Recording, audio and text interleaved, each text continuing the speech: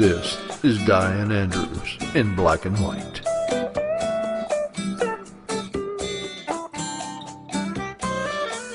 The issues you don't want to talk about. The arts and entertainment you need to know.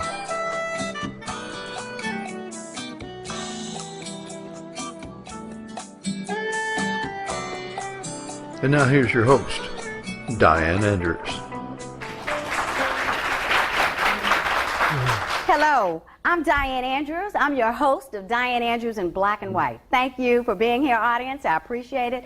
Thank you in the state of Louisiana for watching us, since we're the largest statewide program in Louisiana and on YouTube. In fact, I just made a phone call a couple of weeks ago to Baghdad, Iraq, and we have people over there who watch the show in India. We have quite a following around the world on YouTube, so I appreciate your viewership. Today we're going to do a show with the Chief of Police of Baton Rouge. Thanks for being here, Chief Dabadie. Thank you. Last time he was on here, I thought I owed him one because he didn't get too much chance to talk.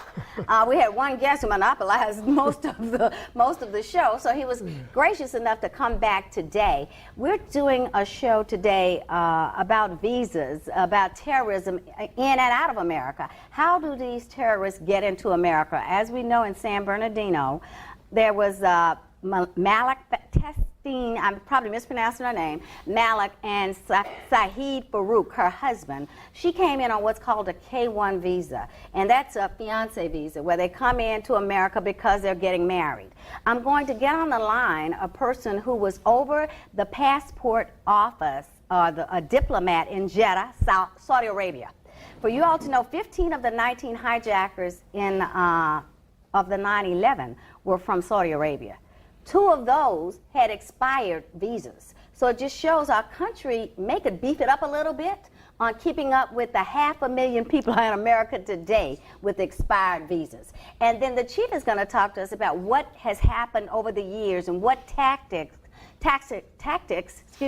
law enforcement is taking to make us safer, and give us any tips of things we should look for, because I hear the FBI director always say, see something, say something. That's correct. So tell us what we're doing in Baton Rouge or all over the country. Well, since Columbine was when it actually took off, and school shootings or mass shootings became prevalent, and law enforcement had to come up with a way to address these.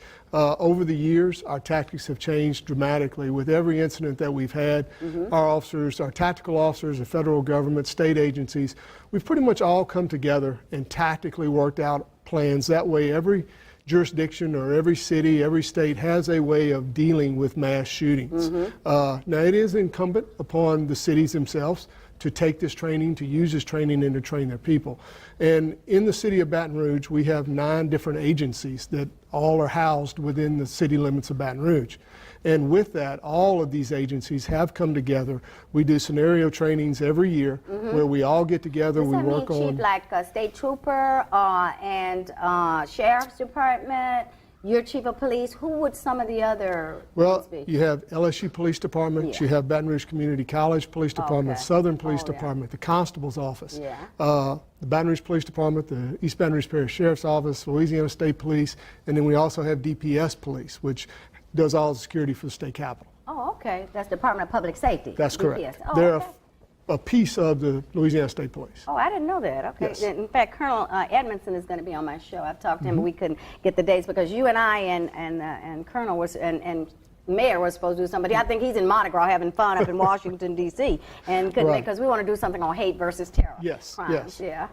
Yes. So you all coordinate? Do you all meet the 9 agencies here in Baton Rouge? Yes, we all get together. Last year we held a big scenario training, and what we do in a scenario training is we make everything as possible realistic as we can, from the call-out procedures to everybody getting on scene, the EMS, the fire department working with us, and what will happen also with the city parish, working together with assets and things that we would need when that happens. So we're making sure that everything that we're going to need in the case of a mass shooting, we have trained, we have worked together, and we know what we need to do. Now, of course, you can't plan for everything, right. but at least we have a basic fundamental plan of what would happen, and we work on that plan every year. like in any kind of emergency, do you all get involved like during Katrina? You know, and that just was a total failure of every department and every person involved in Katrina when the mayor tells you to go to the Superdome, and we know the first thing in Louisiana is going out is the electricity. Correct. And we have no generators in there. Right. I mean, so who's watching some of the watchers, because which we have a lot of hurricanes and other kind of disasters here. You all get involved in that too, don't you? That's correct. Last year, Mayor Holden sent every department head within the city to a training scenario place that's put on by the United States Fire Department training center. And what we did is we all went, and it was kind of it was handled just like a scenario would happen. You don't know what's going to happen. You don't know what's going to be thrown. And then all of a sudden, they call you, and this is what's happened. And all of the department heads within the city, from DPW to Homeland Security, Police, Fire, EMS, all of us were together in one room, and we had a mock scenario that happened. This is good to hear. It was very good training for all of us to get to know each other, to be able to have that communication gap. And we had the mayor there. So the mayor was responsible for his parts, we were responsible for ours. So it gave us a real good opportunity to work together in a scenario. So it's constant training that we're doing every year so that something like what happened with Katrina doesn't happen again. Really? Everybody was unprepared for that. We'd never had anything like that before. And I think we learned from that. And but I think the city. 2 days before, I remember, because my electricity, I live in Baton Rouge, went out for 3 weeks during Katrina. I had no electricity here. But 2 days before, I remember they saying this could be the biggest one ever came through. I think that was, you talk about communications, I think some of that between our governor and maybe the mayor, because Kip and I, the mayor, Mayor Holden, he was on, we did a show, and it ended up 90% on Katrina. And basically, the mayor at that time of New Orleans, Ray Nagin, called him and said, hey, I'm in Texas, here's the number. You all handle this. So Baton Rouge, Lafayette, and Houston, were handling all of Katrina because our mayor, their mayor down there, who's now in jail in New Orleans, told them, I'm gone. And he just took no responsibility. People wanted to put it on Bush and the administration, but I don't even think they knew what was going on. If your people at the bottom are not communicating, our governor was on TV crying at the time, and so it was just a lot of miscommunication. It's a lot of miscommunication when you have to deal with local government, with state government, and federal government, and everybody needs something from everybody else. So by going through that, we have now worked out those issues with the Office of Homeland Security, which now handles the federal portions of it and the state portions. So that really helps local departments and agencies to be able to communicate and get what they're going to need in emergency situations. Because Homeland Security was not that big before 9/11, and it didn't even exist, I don't think, before 9/11. Really didn't even exist. Yeah, before 9/11. That's correct. I think Bush was the one who kind of developed that administration and Congress and everything, developed the Office of Homeland Security, and now you know, when we see the color codes, yellow, orange, you know, alerts you on what's going on in the world and if there's a dangerous threat to you wherever you are, to us wherever we are. So.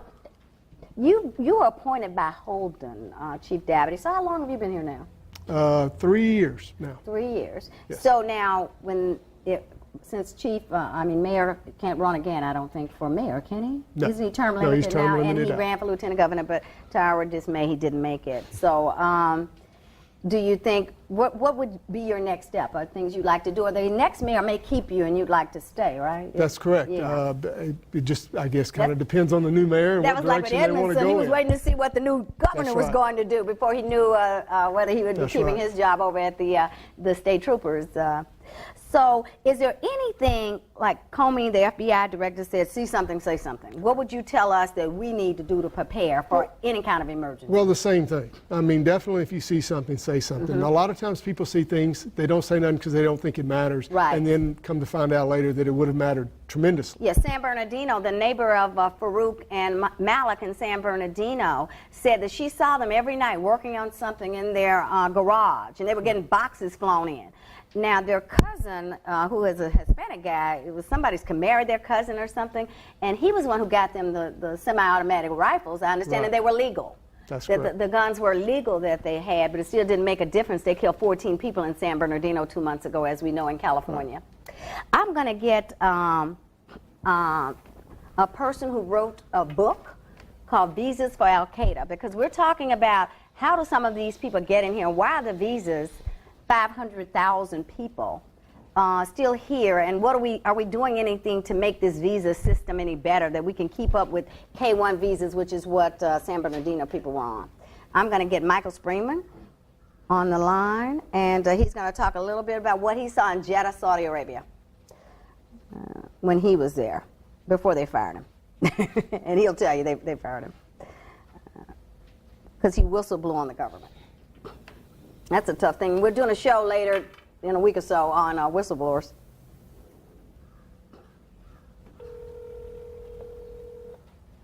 Hi. Hi, Mike. How are you doing? Okay. Okay, I just introduced you and showed everybody your book. In fact, I'm holding it up now. You'll see when you watch the show on YouTube. I just talked to the Chief of Police of Baton Rouge. He's sitting here with me on some things that we're doing, you know, in the governments to make sure that we're safe and we're ready for any kind of emergency. Now, you are an attorney, and you're a practicing attorney now in Washington, D.C. You went to American University, Catholic American University, and you went to Georgetown. That's right.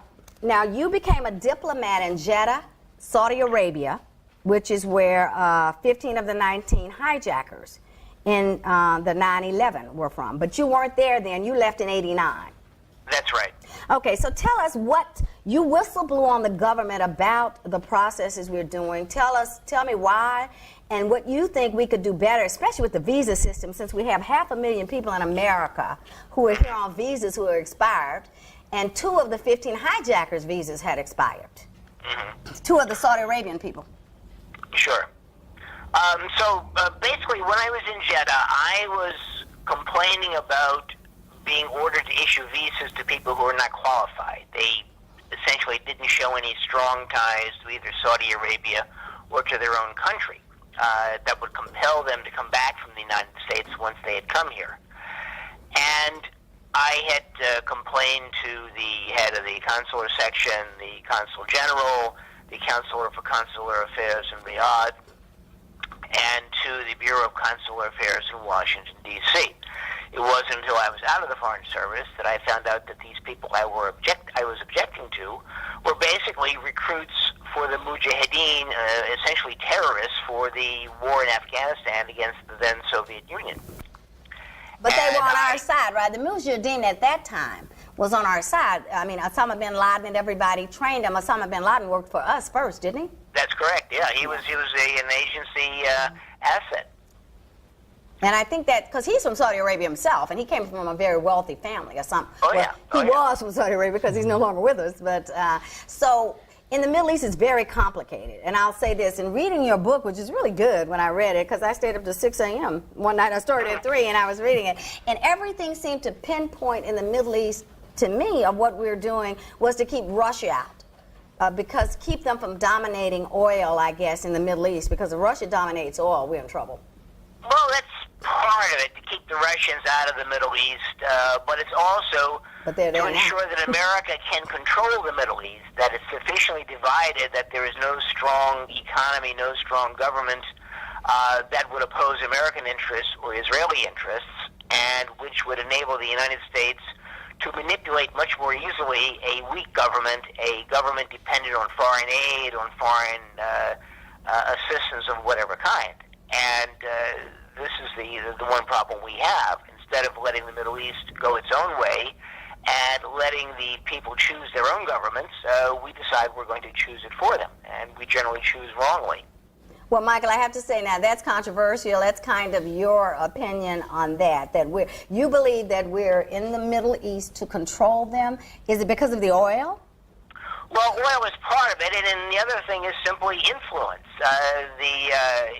Oil had been one of the mission reporting plans when I was in Saudi Arabia, but it's essentially control. The United States tried to control Afghanistan, tried to control Yugoslavia, and succeeded in destroying the country. Tried to control Iraq and succeeded in destroying the country, and the same for Libya and now for Syria. Just did Libya. And it's more than opinion. It's basically my personal experience based on the 9 years I was abroad. Based on my 2 degrees in foreign affairs, and based on careful observation and research. So What do you think? Well, I don't think we can solve that problem ever. But what do you think we can do with the visa system to make it better? Like the K-1 visa. You know, they ask you. You say it's very complicated. Explain. I brought a passport with me for people who have never seen a passport before. The passport is what allows you to go out of the country. You need one when you go to Europe and other places. But inside the passport, it's going to have some visas stamped on here, where you stamp what country you're going in, and that's the visa that country is allowing you to come into their country. And you have to explain to that country why you're here. So in that part, that's what you were doing. You were giving them visas to Al-Qaeda, the title of your book, to come to America, to go wherever they needed to go, and you questioned some, and then you got fired. Exactly right. And you said, I think before you were there, the other person got fired too, who was in Jeddah. Over a diplomat, didn't she, or didn't stay there long? No, my predecessor in Jeddah was Greta Holtz, and she worked with the intelligence services before allegedly joining the State Department. And I was told by the American ambassador at the time, Walter Cutler, that she was a great troublemaker. Yet I'm out of the Foreign Service, and Greta Holtz is now American ambassador to Oman on the Persian Gulf. Well, maybe it paid to be a troublemaker. But they thought you were a troublemaker and they fired you. But she was a woman, so maybe it was different with her, right? I don't know. What kind of troublemaker was she versus you? Well, supposedly she was denying visas to people and making problems for the embassy in Riyadh. And I spent 45 minutes with Cutler at the time before I went out to Jeddah, and he was telling me all of these difficulties she was creating. And I kept saying to myself, he's telling me something, but I don't know what it is that he's telling me. And when I asked the desk officer, the fellow who followed events in Saudi Arabia for the State Department, about this afterwards, he just said, I don't know. Cutler was just a queer duck. But the former head of the consular section, a guy who's now retired and living in Florida, had written me and said that he got all of this pressure to issue visas to unqualified applicants, and he took early retirement rather than fight with him about it. Maybe easier. But he was at the age where he could take early retirement. Yeah. So I suggest people, if you're looking to understand what, from Mike's perspective, and it was good, is going on in the Middle East, he has all kind of footnotes. He's been away from there a long time, but he references so many other books and other authors in this book telling you what their perspective is on what's going on in the Middle East. And we do know the Mujahideen, that's been pretty much proven, was a force that America was behind, and they still believe that some of these other forces are behind. As I said on another call earlier, Camp Bucca is where Baghdadi, the leader of ISIS, was, and that's when he started praying with people every day, and then voila, here comes ISIS right out of Camp Bucca, one of our prison camps in Iraq. But if you can't understand what people are saying and they're praying together, and Muslims need to pray 5 times a day is their religion, then I guess those are the kinds of things that happen. I just spoke with someone on a show last week who is from Baghdad, Iraq. And that's what we were discussing. But real quickly, tell us about the K-1 visa, the one that Malik's wife ended up getting, because she was from Pakistan but lived in Saudi Arabia, so she got her visa from Jeddah too, I think, didn't she? No, she, as I understand it, got it from Pakistan. And one of the requirements of the K-1 fiancé visa is that the parties have met in person at least once, sometime in the preceding 2 years, that if there is a police certificate available for good conduct and arrests and so forth, you have to produce that, and she should have done that, but I never saw any reference to it because it's available in Saudi Arabia. Additionally, with the fiancé visa, you can't possibly be married, and I saw one reference, and I don't know how true it was, the story keeps changing, that she had undergone a Muslim contract marriage in Saudi Arabia, which would have disqualified her for the fiancé. With another man? Or with the man she ended up marrying? With the same guy, this Syed... Malik, who was from Chicago, just for clarification. He was an American. He was not, he's a Muslim, but he was from America. So it's they have supposedly great controls, and the CIA is doing far more investigating on K-1 visas, for example, than in the past. Well, do you believe we should check social media? Because on a social media site, I understood, if you had looked at that, you would have seen some references that you hated America.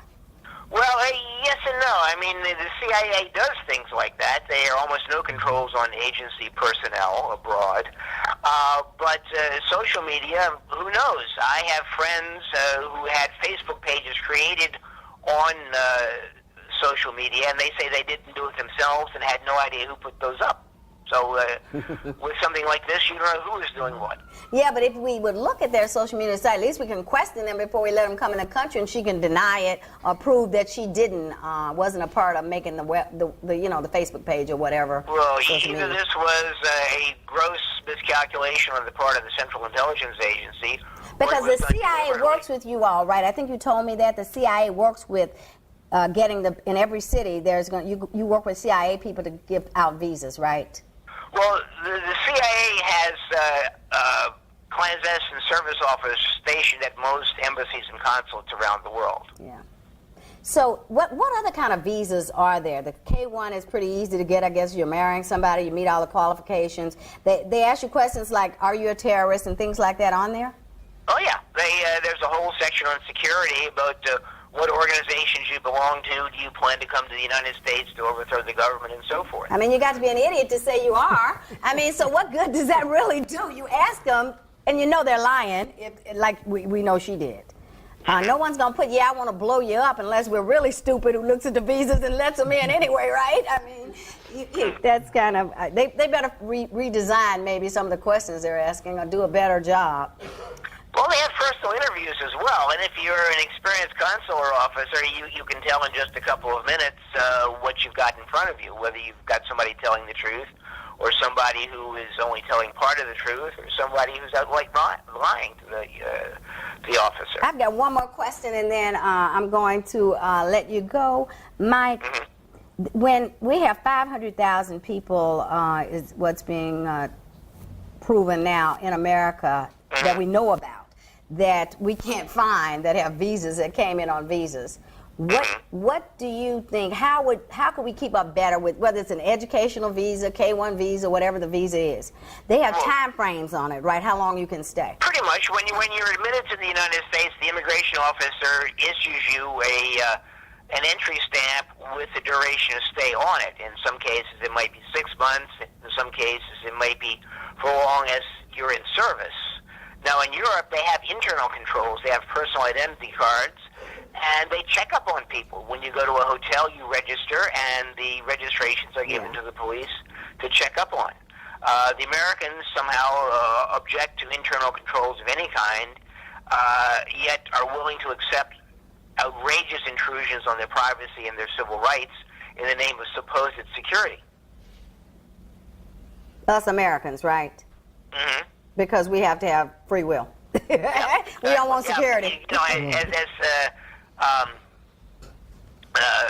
Marcy on the Whistleblower Summit, she put this together last year, and I met you, and I think my interview today is a direct result of Marcy's Whistleblower Summit and her efforts. Marcel Reed, who I'm in fact, she and Mike McCrae. Next week I'll be doing a show with Mike, and Marcel was under the weather and couldn't make it, but Mike just drove in from Arkansas, and Marcel is up, but we're going to talk about that. I met Marcel, I was a speaker at that conference because I've done shows on, veteran whistleblowers. Shay Wilkes out of Shreveport, who did a whistleblowing against the Veterans Administration in Shreveport for supposedly misscheduling, and 38 people died, 38 veterans.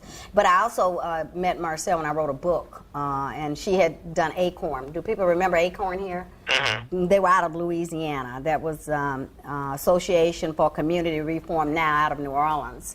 And they whistleblow on that. And President Obama was the legal arm of that. He was their lawyer. And but I'm doing a whole show on that. So yeah, we definitely met. That's how I met, and I got your book. And I'm supposed to, Andrew Craig, I think I met him there too, and he wrote Presidential Puppetry. And there was a lot of good things. Some people, they talked about the water problem from Deepwater Horizon. But Mike, I'm going to have to close it out with you, and I thank you for being on here. And well, I was honored, and I'm pleased to have the privilege of talking to your audience. Thank you. We appreciate it, Mike. You gave us a lot of good information. Have a good day. Bye-bye. Bye. Yeah, he had quite a wealth of expertise. Well, I think for Dianne Anderson, in black and white, is there anything what things anything we see out of the regular, you think we just need to call the police? Or? Start with the police, and then we can get it to where it needs to go, either if it needs to go federal, state, we can get it to the agencies that need to do it. Also have a plan. If you have a business or you have a workplace, if you do not have an evacuation plan or you have a plan for an active shooter in your business, get one developed. What would you do for an active shooter? What would be the plan? Well, it would depend on the building. If he was in, okay. But you know, the thing is, well, you know, running, we ask you to evacuate first. Okay. If you can get out of the building, get out of the building. If you can't get out of the building, then we ask you to lock yourself in a room, get under a desk, get under a cabinet, get under something that you can conceal yourself away. Turn your cell phone on vibrate or silent. That way, if it goes off, you don't alert the guy where you're at. And if you can dial 911, dial 911. Even if you can't talk, leave the line open. Okay. That way we can find you. I saw that on Taken. On the movie Taken, they did that, Just leave the line open and let us get to you. Remember that if you are involved in an active shooter, that law enforcement, once we get there, we are going to take the shooter out. That's our goal. We will deal with injuries and anything else after that, but our main goal once we get there is to stop the shooting. Now, the guy in Lafayette, we had that recently, he killed himself, didn't he? Or did the police kill him? Okay. And he had mental illness. And like I said, that's why a lot of times we hear about shooters, and a lot of times it's a mental illness problem. At the end of every show, I do candle end of a lot of shows when I have time, that talked about something I saw as a little girl growing up in Marouge, Louisiana. And I saw this religious show that they would light a candle at the end of every show and say, if everyone lit just one little candle, what a bright world this would be. And I've tried to live my life trying to shine a light on others and to help others and trying to shine a light for myself. I'm like Donald Trump. I pay for this show myself as independent. So I can do what I want to do right now, I guess. I better not say that too quickly. But I do a lot of shows that may be controversial. But when I'm with Trump, when you're paying for it yourself, you do what you want to do, right? I mean, he's not beholden to anybody on what he says or does. Some things he says are kind of stupid, though. But I like a lot of things he does say. A lot of things, the way he says it, if you get under it, it's probably okay what he's trying to say. But not being a politician is a breath of fresh air. But anyway, if you would go out and shine a light and do what you can do in your life, as bad as your life may seem, it's always somebody who's in a bit worse shape than you are. And let's go out and give. You may not can give money, but you can give time or help somebody the way you can, even if it's assisting them across the street. Thank you. Bye-bye for Dianne Andrews in Black and White. See you next week.